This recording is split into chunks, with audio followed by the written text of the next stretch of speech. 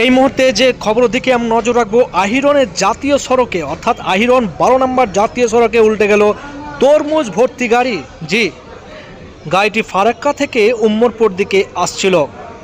ফলের ক্ষতি সাধন হলেও এখনও পর্যন্ত জানের কোনো ক্ষয়ক্ষতির খবর পাওয়া যায়নি। সমস্ত দর্শক মণ্ডলী, সাত সকালে আহিরন 12 নম্বর জাতীয় সড়কে উল্টে গেল তরমুজ ভর্তি গাড়ি।